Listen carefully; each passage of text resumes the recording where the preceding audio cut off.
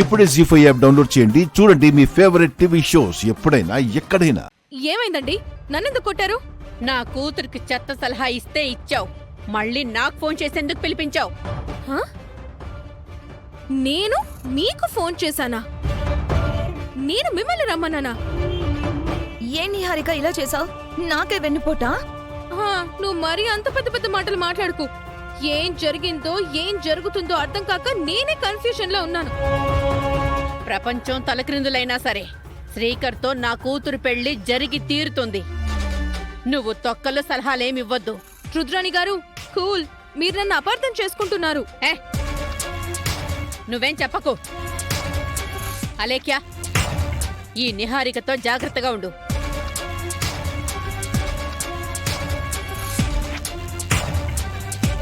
నాకింత ద్రోహం చేస్తావా? ఎందుకు ఇలా చేసావు? ఏయ్, నా మీదొట్టు. నేను మీ అమ్మకి ఫోన్ చెయ్యలేదు. నా ప్లాన్ ని నేనే చేతులారా ఎందుకు చెడగొట్టుకుంటాను? మరి ఎవరు చేసుంటారు? Hi villains.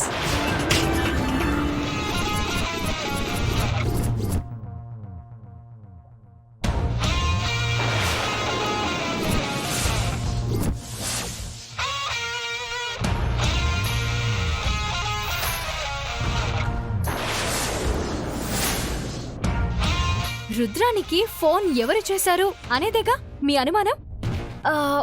నేనొక చిన్న ఫ్లాష్ కట్ వేస్తాను, చూసుకోండి.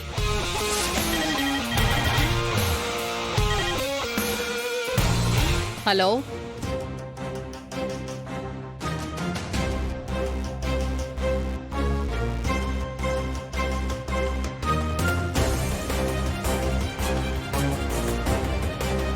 ఎవరు మాట్లాడరేంటి?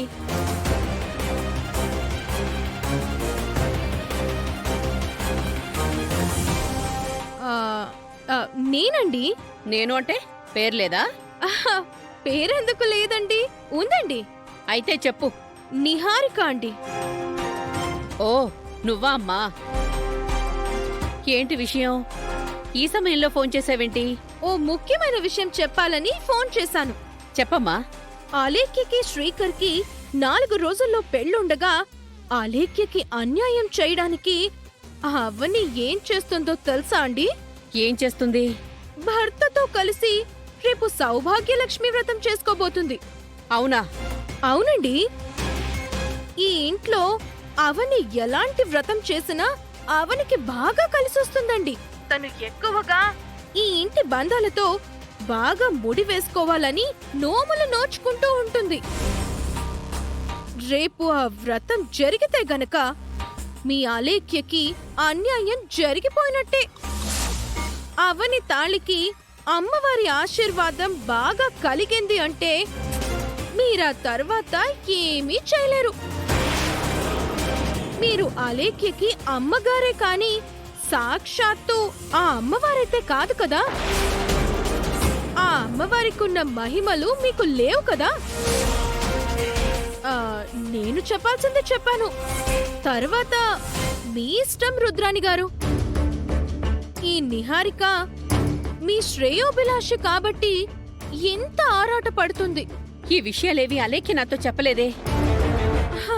అన్ని చెప్పుకుంటుందో చెప్పండి. నేను అలేఖ్యతో మాట్లాడుతానుండు. వద్దండి, తను ఇంకా డిస్టర్బ్ అవుతుంది. అయితే ఇప్పుడు నేనేం చేయాలి? మీరు రేపు వ్రతం దగ్గరికి సడన్ గా ఎంట్రీ ఇచ్చి వ్రతం చెడగొట్టండి. అప్పుడు అవనికి వ్రత ఫలితం దక్కదు. దానికి చెడు జరగాలి, నాకు మంచి జరగాలి. అందుకోసం ఈ రుద్రాని ఏమైనా చేస్తాను. రేపు ఖచ్చితంగా వస్తాను.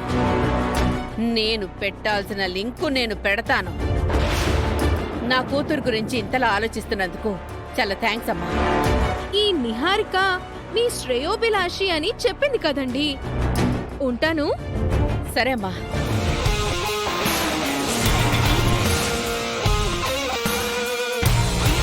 అర్థమైందా రాజా?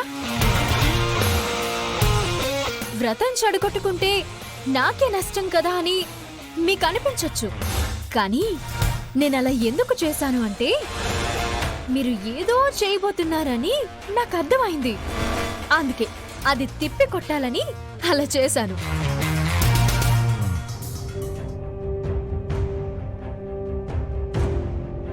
నీ గురించి ఎదురు చూస్తున్నాను. ఇంత లేట్ అయిందేంటి? ఎమర్జెన్సీ వర్క్ ఉండడం వల్ల లేట్ అయింది. అండ్ డిన్నర్ కూడా అక్కడే చేసేసాను. నువ్వు భోంచేసావా? నువ్వు చేయకుండా నేను ఎప్పుడైనా చేశానా? సారీ, నువ్వు వెళ్ళి భోంచేసిరా. ముందు నువ్వు ఫ్రెష్ అవదు పద బావా. అది కాదవని, నువ్వు ఫస్ట్ వెళ్ళి పర్లేదు బావా, పద రా.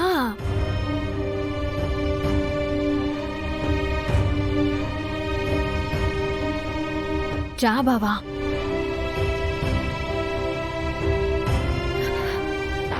అవని,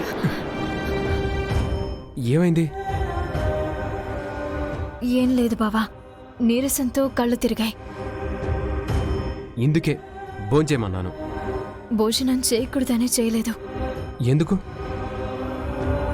వ్రతం చేస్తున్నాను కదా, అందుకే మంచినీళ్ళు కూడా ముట్టుకోకుండా ఉపవాసం ఉన్నాను. ఉపవాసం ఉంటాను అని అమ్మవారికి మొక్కుకున్నాను.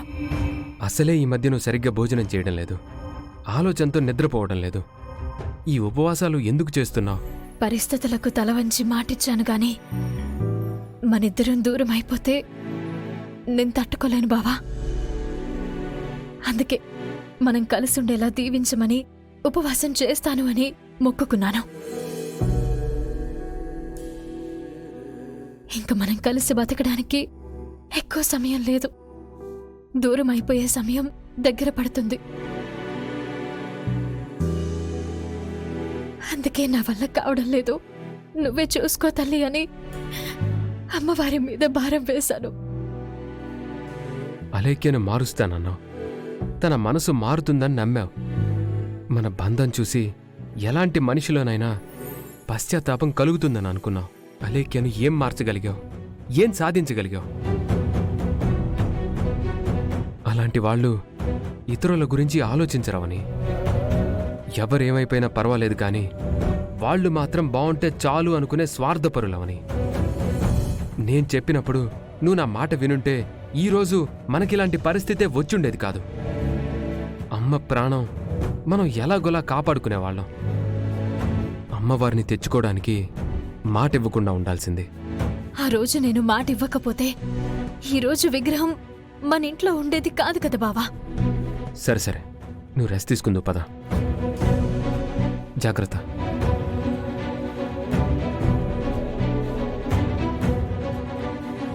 జాగ్రత్త అని కూర్చో.